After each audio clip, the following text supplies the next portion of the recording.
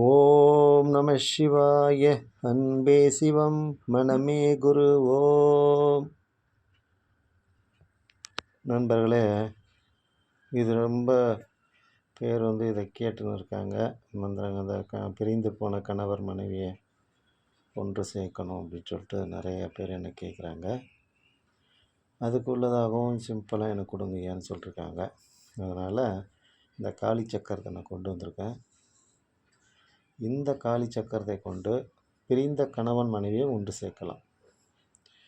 சரிங்களா? தகாத உறவில் இருக்காங்க இல்லையா, அவங்கள நம்ம கொண்டு வரலாம்.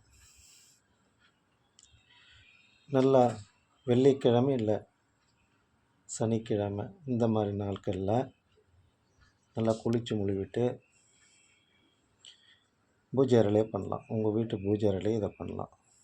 இதுக்கு தேவையானது தேங்காய், பழம், கடலை, இதை மாதிரி பொருட்களை கொஞ்சம் பாயாசம் வச்சுக்கோங்க. தூபதீபமாக வச்சு வாசனை திரவங்கள் நல்லா வாசனை உள்ள வற்றி சாம்பிராணி கொஞ்சம் போட்டுக்கிட்டு இதை பிரம்ம முகூர்த்தத்தில் பண்ணிங்கன்னா ரொம்ப உத்தமம்.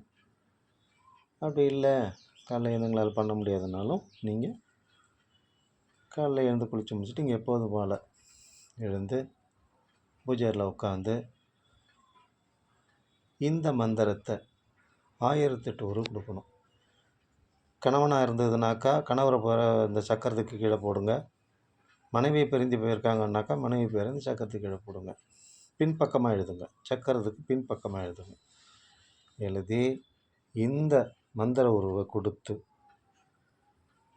இதை நீங்கள் தாய்த்தாவும் போட்டுக்கலாம். இல்லை வீட்டில் வச்சு பூஜை பண்ணிக்கிட்டு வந்தாலும் அவங்களோட எண்ணங்கள் மாறுபட்டு உங்களோட சிந்தனைகளை அது கொடுக்கும்.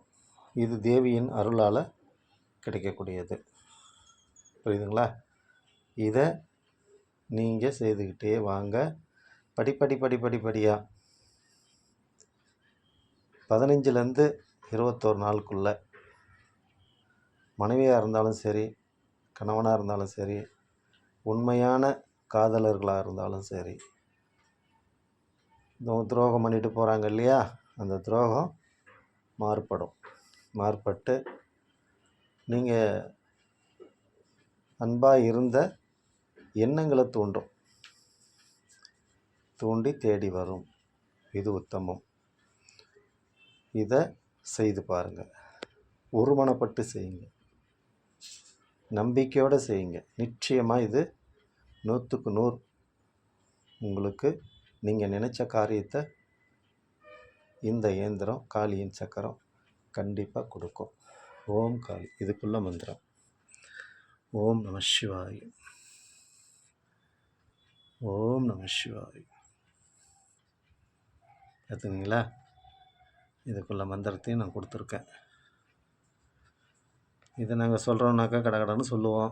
சில இது புரியல சாமி, நீங்கள் எழுதி போட்டுருங்க அப்படின்னு சொன்னதுனால நான் உங்களுக்கு எல்லாமே எழுத்து மூலியமாகவே கொடுக்குறேன். இதை செய்து நன்மையை பெறுங்க.